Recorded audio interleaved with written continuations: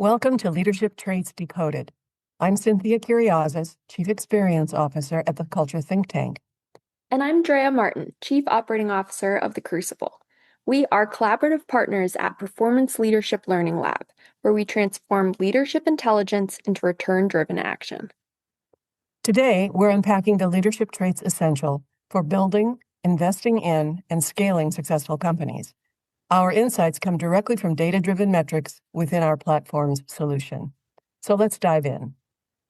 All right. Hello. How are you, Cynthia? Hello, Drea. I'm fine. How you doing? Yeah, all good here. How's your doggy? Oh, great. Behaving today? Yes. So hopefully you will not hear any barking. So keep us updated. You can send complaints to Cynthia, not to me.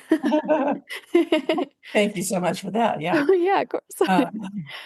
We had a discussion about discussing a certain trait today, of which I have personal opinions, but not a lot of experience in it from a professional viewpoint. I know you're the queen of this, and the topic today is going to be about resilience. Wonderful. Okay? All right, so launch into some of the benefits, Drea, and then tell us all about it. Yeah, so we can start by kind of defining resilience. And a way to think about it is resilience is a capacity to, let's say, maintain focus, adapt, and recover quickly when you're facing pressure. So, benefits of having something like this are having a steadiness under pressure, which is super important in the investor-backed space. Adaptability can fall into resilience. And just a general kind of sustained energy or maybe like bounce back speed of like when things take you down, the ability to reframe and see them a certain way and jump back from them. That's a great definition. What about those of us who don't bounce back, who can't necessarily get quite to what it was you just described?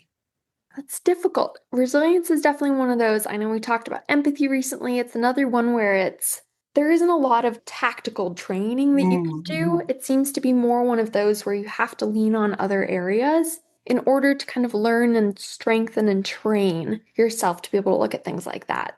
There's a few different ways someone could get at kind of building more of that mental capacity to handle pressure. And part of that too is looking at other aspects of your life where you can account for and build in more adaptability to be able to bring that to the day-to-day at work. This is one I'd say where it's not just in the workplace that you can kind of improve on it, like many things, but there's also things you can do outside of work, like building more recovery into your routine and looking at how you can present yourself in a way to prioritize everything else in your life so that you are showing up at full capacity when it matters most.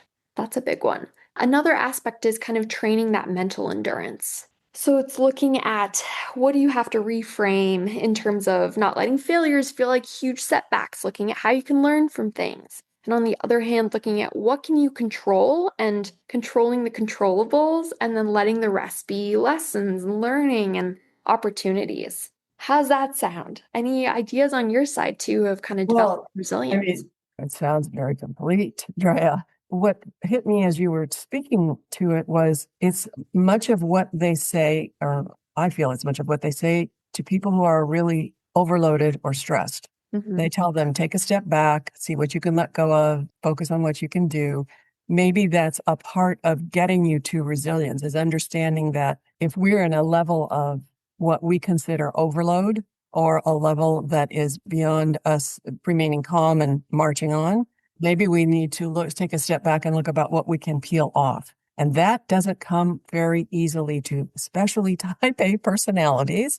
They want to check it off that list. They want to make sure they're responsible and they meet that timeline. But the truth is, it's about self-regulation, isn't it? It is. That's the thing. So there's so much else going on because the tough part with resilience is it isn't just do more of this. Instead, it's much more about how can you figure out maybe doing less or doing more of the things that you really need in that time so that you don't just survive challenges, but rather you're fueled and you get sharper and stronger and learn from what you've been through. And that's resiliency. That fine tuning of you can't just train this one thing more. Instead, it's how can you look at every other aspect and figure out how do I show up better so that I have the flexibility to be resilient.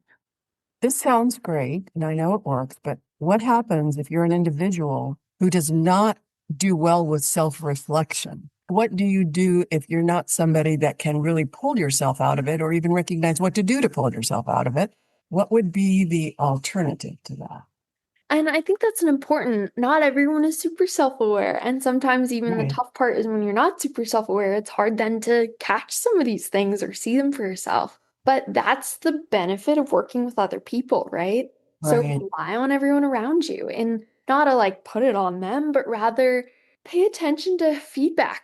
Maybe there's patterns that you aren't listening for because they're not things you're keenly aware of or see for yourself. And then use tools like, would be remiss if I didn't bring up Crucible, but use a tool like that that shows you your traits. Use a tool like Sage Forge Together if you're looking for something that captures more of the company culture aspect in it too. Use these resources that help you get data behind what's actually going on. And then coaching support of somebody who's trained to help you build that awareness. So I think it's often tough when you look at this and say, how do I do this by myself? But it's important to remember, like, this isn't something you have to do alone. In fact, it'll probably be done way better if it's something that you do using resources that are built to help you develop beyond any type of self-awareness that would be required to build and find these resources. Yeah.